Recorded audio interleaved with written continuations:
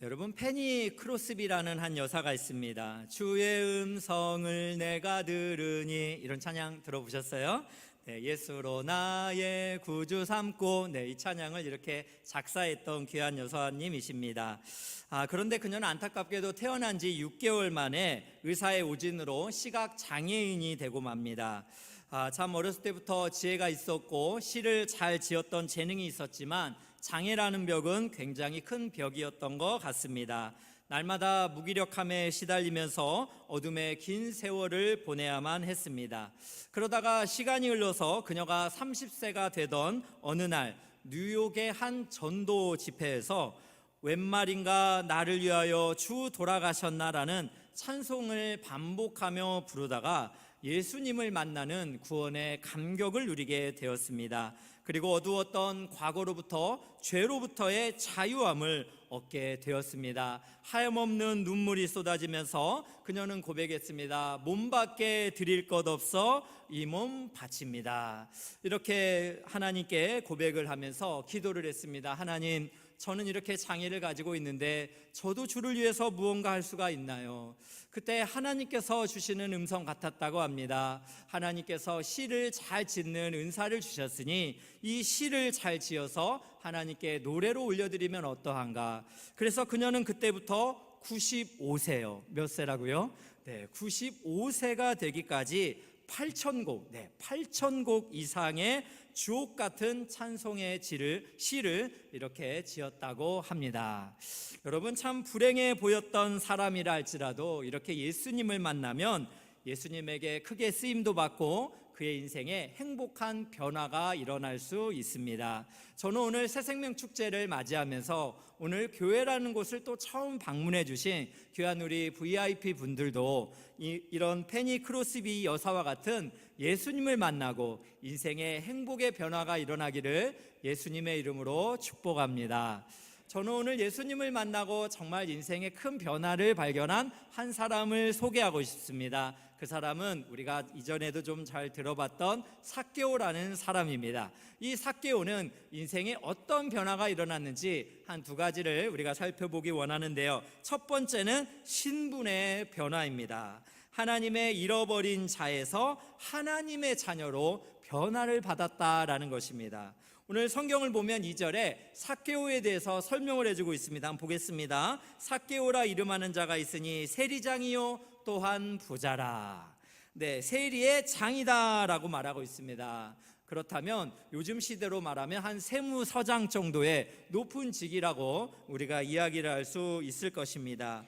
당시에 이스라엘은 로마의 통치를 받고 있었습니다. 그래서 로마는 제국을 유지하기 위해서 통치하는 민족들로부터 세금을 받아서 이렇게 유지를 했었는데요. 그러다 보니까 이스라엘 사람들 중에 이 세리라는 직업을 가진 사람들이 있었고, 이들이 이스라엘 사람들에게 과잉 징수를, 세금을 많이 받아서 자신이 이익을 취하고 나머지 일부만 로마에게 바치는 이런 사람들이 있었습니다. 그래서 이스라엘 사람들은 이 세리들을 굉장히 싫어했다라는 거죠. 그런데 지금 이 세리의 장이 지금 누구입니까? 삭개오다라고 말을 하고 있습니다. 그리고 또 이 세리의 장이기 때문에 얼마나 많은 돈을 모았던지 오늘 2절에 보니까 부자라라고 이렇게 표현을 해주고 있습니다. 이 삭개오는 세리 중에서도 장이었기 때문에 세리들과의 경쟁, 치열한 경쟁을 뚫고서 돈을 많이 모았다라는, 그래서 큰 부자가 됐다라는 것을 우리가 살펴볼 수 있을 것입니다. 그런데 이 삭개오에게 소식이 들려옵니다. 예수님이 지나간다는 소식을 들었습니다. 그래서 삭개오도 예수님을 만나고 싶은 마음이 들었지요. 그런데 문제가 있습니다. 어떤 문제를 갖고 있는지 3절에 보겠습니다. 그가 예수께서 어떠한 사람인가요? 보고자 하되 키가 작고 사람이 많아 할 수 없어. 삭개오의 신체에 대해서 설명하는데 키가 작다라고 표현을 하고 있습니다. 여기서 사용된 헬라어 단어를 보면 참 평균보다 매우 작고 왜소했다라는 의미를 가지고 있는 이 자금이라는 의미를 가지고 있습니다. 삭개오는 그가 신체적으로 매우 평범의 사람들보다 작고 왜소했기 때문에 열등감을 많이 가지고 있었을 걸로 생각을 합니다. 그래서 그는 이 공허함을, 이 열등감을 좀 채워보고자 돈을 가지고 있으면 사람들이 나를 무시하지 못했을 거야 라고 이런 생각을 하면서 열심히 많은 폭리를 취하고 또 돈을 많이 모으며 세리들 가운데 치열한 경쟁을 통해서 세리의 장까지 이렇게 올라갔다라는 것입니다.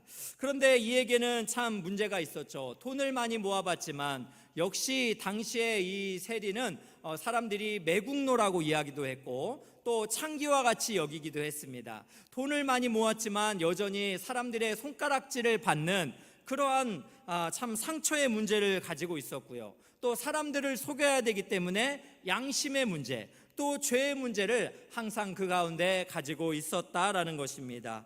그런 이 삭개오의 공허함 속에서, 이 외로움과 허전함 속에서 예수님이라는 분이 지나간다라는 것을 들었을 때 그도 예수님이 보고 싶었던 것 같습니다. 그래서 돌무화과 나무에 올라갑니다. 오늘 3절 보겠습니다. 다시 한번 볼까요? 그가 예수께서 어떠한 사람인가요? 보고자 하되라고 이렇게 표현을 하고 있는데, 보고자 하되라는 이 하되라는 단어가 헬라어로 제테오라는 단어입니다. 이것은 어떤 단어이냐면 미완료 시제예요.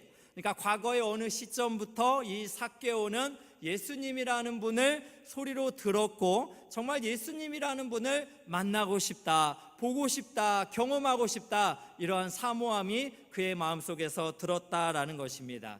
저는 주일학교 때 이 삭개오의 설교를 들으면 항상 이런 적용을 했던 것 같아요. 삭개오처럼 나도 돌무화과 나무, 이전 성경 번역에서는 뽕나무라고도 이렇게 번역을 했죠. 저 돌무화과 나무에 삭개오처럼 올라가서 또 예수님 만나는 열심 가지고 살자, 이런 식으로 좀 적용을 했던 것 같은데, 제가 이번에 말씀을 묵상을 하다 보니까요, 사실은 그게 아니더라고요. 삭개오에게 이러한 열심을 주신 분이 바로 예수님이십니다. 예수님이 삭개오를 알고 예수님이 삭개오를 찾아오셨다라는 것이에요. 그것을 알 수 있는 말씀이 오늘 10절인데 한번 보겠습니다. 인자가 온 것은 잃어버린 자를 찾아 구원하려 함이니라.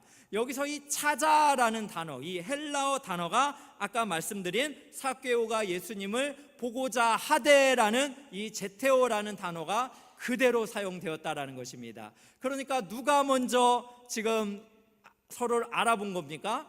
예수님이 삭개오를 먼저 알아보았습니다. 그래서 예수님이 예루살렘으로 가다가 여리고라는 성을 굳이 들릴 이유가 없는데 삭개오를 만나기 위해서 예수님이 찾아서 잃어버린 자를 찾아 친히 오셨다라는 것입니다. 그래서 과거의 어느 시점부터 삭개오로 하여금 예수님을 만나고자 하는 열망을 불어넣어 주신 분이 우리 예수님이다라는 것을 우리가 생각해 볼 수 있다라는 것이죠. 여러분, 이것을 또 우리가 확인해 볼 수 있는 내용이 무엇입니까? 예수님께서 돌무화과 나무에 올라가 있는 삭개오의 이름을 아십니다. 삭개오야 내려오라, 삭개오야 내려오라, 이렇게 부르셔요. 여리고에 많은 사람들이 있었고 많은 사람들이 예수님을 만나려고 했는데 예수님이 지금 누구한테 찾아가신 겁니까? 삭개오를 찾아가셨다라는 것이에요.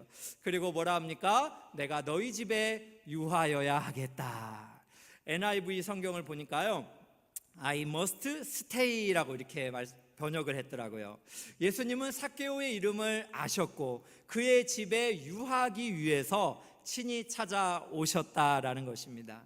여러분, 이것을 우리가 생각을 해볼 때 당시에 여러분 삭개오는 어떤 사람이었다고요? 세리의 장이었기 때문에 이스라엘 사람들에게 손가락질 받는 매국노와 같고 창기와 같이 여기는 사람이었어요. 근데 지금 삭개오의 집에 예수님이 머문다 하니까 사람들이 수군거리고 손가락질하고 죄인의 집에 들어간다고 하는 거죠. 여러분, 예수님의 사랑은 편견이 없는 사랑입니다. 예수님의 사랑은 그렇게 체면이나 어떤 자존심을 보고 우리에게 찾아오신 사랑이 아니십니다. 예수님은 그러한 것들을 관여치 않고 삭개오를 이렇게 만나시면서 그의 이름을 불러주신 거죠. 삭개오가 얼마나 기뻤을까요? 그래서 오늘 말씀 6절 보니까 급히 내려와 즐거워하며 영접하였다라고 이렇게 말씀을 하고 있습니다. 삭개오의 인생에 공허하고 텅 빈 외로움의 인생이었지만 그 예수님이라는 유명한 분이 나의 이름을 아시고 또 나를 편견 없이 찾아와 주시고 나의 집에 유하겠다라는 이 말씀에 그는 너무나 기뻤습니다. 그래서 너무나 즐거워서 그가 내려와서 예수님을 영접하게 됩니다. 여러분, 나중에 또 삭개오의 결단을 보면 삭개오가 자기의 죄를 회복하고 또 하나님의 자녀가 됐다라는 것을 확인해 볼 수 있는데요, 예수님도 오늘 9절에 이렇게 말씀합니다. 예수께서 이르시되 오늘 구원이 이 집에 이르렀으니 이 사람도 아브라함의 자손임이로다. 아멘. 네, 삭개오에게도 오늘 그 시조인 아브라함의 자손이 되는 하나님의 자녀가 되는 놀라운 신분의 변화가 찾아왔습니다. 잃어버린 하나님의 자녀였지만 예수님이 만나주시면서 하나님의 자녀로 그렇게 신분이 새롭게 변화되었다라는 것입니다. 사랑하는 귀한 이곳에 오신 성도 여러분, 오늘 여러분들이 그냥 이 자리에 찾아온 것 같지만 사실은 하나님께서 여러분의 마음에 잃어버린 자를 찾아 또 여러분을 사랑하고 또 편견 없는 마음으로 또 하나님께서 여러분을 정말 긍휼히 여기는 마음으로 사랑하는 가족과 지인들을 통해 여러분을 이곳으로 불러주신 줄로 믿습니다. 오늘 삭개오를 만나주신 예수 그리스도가 여러분을 만나주시면서 여러분의 잃어버린 영혼이 하나님의 자녀로 신분의 놀라운 변화가 일어나시기를 예수님의 이름으로 축복합니다. 두 번째로 여러분, 삭개오에게 일어난 변화가 있습니다. 그것은 바로 행복의 변화입니다. 바로 그것은 소유의 기쁨에서, 자기 자신을 위한 소유의 기쁨에서 타인을 위한 나눔의 기쁨으로 변화가 이루어졌다라는 것입니다. 그것을 확인해 볼 수 있는 말씀이 8절의 말씀입니다. 한번 보겠습니다. 삭개오가 서서 주께 여짜오되 주여 보시옵소서, 내 소유의 절반을 가난한 자들에게 주겠사오며 만일 누구의 것을 속여 빼앗은 일이 있으면 내 갑절이나 갚겠나이다. 예수님을 만난 삭개오의 놀라운 변화를 두 가지 살펴보십시오. 첫째는 뭡니까? 삭개오는 세리의 장이잖아요.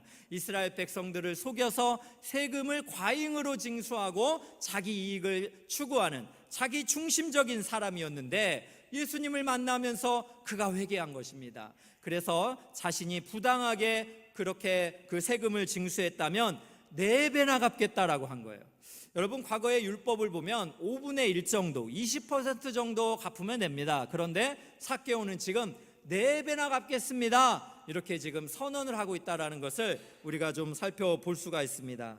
또 여러분, 삭개오의 변화를 보십시오. 뭐라 합니까? 자기 소유의 절반을, 자기가 지금 굉장히 돈이면 행복이다, 돈 안에 기쁨이 있다, 돈이면 내가 무시받지 않을 수 있다, 세리의 장이 되면 권력을 가지고 있으면 내가 이 신체적인 열등감으로부터 내가 뭔가 행복을 누릴 수 있다, 이렇게 원했던 사람이잖아요. 그러나 지금 무엇입니까? 소유의 기쁨에서 가난한 자들에게 나누어주는 나눔의 기쁨으로 행복에 대한 가치관이 완전히 바뀌어버렸다라는 것입니다. 여러분, 삭개오에게는 이런 능력이 없습니다. 예수 그리스도 안에 그런 능력이 있습니다.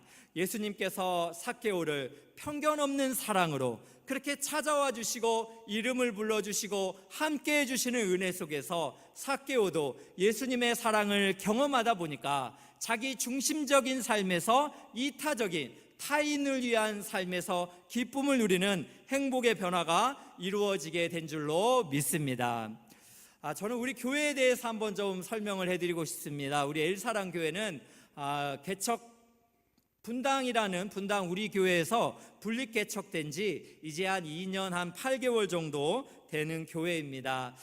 분당 우리 교회에서 29개 교회로 분립되면서 강북 지역에 세워진 교회인데요, 우리 교회는 사람을 정말 소중히 여기는 교회가 되고 싶었습니다. 그래서 복음을 전하고 또 사람들을 정말 사랑하고 있는 모습 그대로 안아주는, 그래서 교회의 이름 자체가 엘사랑, 즉 엘이라는 건 하나님이잖아요. 하나님의 사랑 교회다라는 이름으로 교회가 이렇게 세워졌습니다. 그래서 지금도 복음을 전하고 또 사람들을 사랑하고 또 사람들을 말씀으로 또 회복시키고 세워가는 이런 일들에 우리가 최선을 다하고 있습니다. 너무나 감사하게도 축의예술대학교는 기독교 대학이 아닙니다. 그런데 많은 분들이 기도해 주셔서 하나님께서 이 은혜의 길을 열어주셔서 이곳에 공연장을 우리가 매 주일마다 임대해서 하나님 앞에 예배를 드리고 있습니다. 이것은 사람의 힘으로 된 것이 아니라 하나님이 우리에게 주신 기적인 줄로 믿습니다.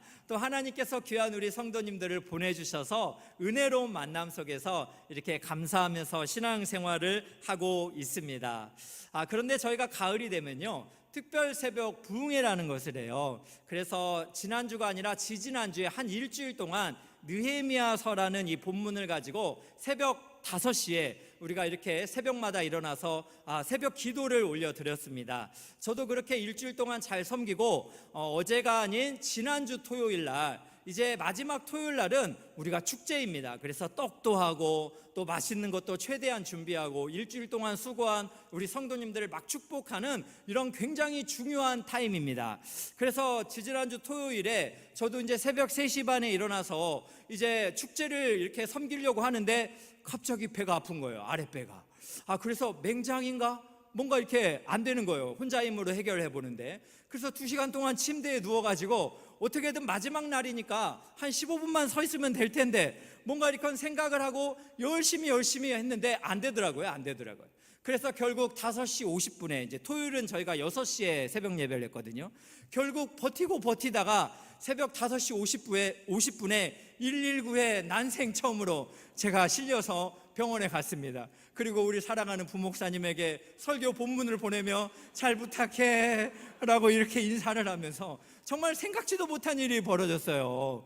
그래서 지난주 토요일 날 나중에 영상을 보니까요, 우리 부목사님도 너무나 교회를 잘 섬겼고 우리 성도님들도 정말 너무나 이렇게 놀라는 마음이었지만 하나님을 신뢰하면서 예배를 이렇게 잘 드리며 마칠 수 있었다고 참 감사가 되었습니다. 저의 이렇게 병명은 뭐였냐면 요로결석이었어요. 참 자꾸 사람들이 물 말고 다른 거 먹으면 낫는다고 빠져나온다고 그러셔가지고 저 목사라서 제가 시험 들어가지고 그렇게는 못했고요. 수술하고 이렇게 잘 퇴원해서 정말 그러면서 제가 감사가 되더라고요. 지난주 저는 2부 예배를 병원에서 동영상으로 드렸거든요. 근데 여러분들이 막 기도해 주시는데 얼마나 감격이 됐는지 모릅니다. 그리고 오늘 새생명 축제를 섬길 수 있어서 얼마나 감사한지요. 만약 제가 어제 실려갔다면 오늘 저는 여러분을 만나지 못했을 거라고 저는 생각을 합니다. 여러분을 만날 수 있어서 얼마나 감사한지 모르겠습니다. 제가 그런데 이번에 병원 일을 겪으면서 한 2가지 일이 저에게 참 의미가 있었습니다. 첫 번째는 무엇이냐면 지난주에 어느 초등학교 1학년의 어머니가 저에게 전화가 왔어요.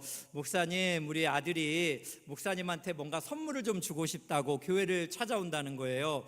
그래서 뭐예요? 라고 물어봤더니, 그러니까 지지난주 토요일 날 이 아들과 함께 토요일 날 특별 새벽 부흥회를 왔는데 목사님이 병원에 실려가셨다. 이 말을 듣고 이 초등학교 1학년 아이가 너무 마음이 아팠나 봐요. 그래서 저를 위해 좀 한 주간 생각을 하면서 머그컵을 만드는데 엘사랑 교회를 이렇게 그렸고, 그리고 저를 위해서 편지를 썼어요. 제가 너무 감격스러워서 사진에 담아왔습니다. 한번 여러분 보여주세요. 읽어드릴게요. 아프지 마세요, 목사님, 엘사랑 교회.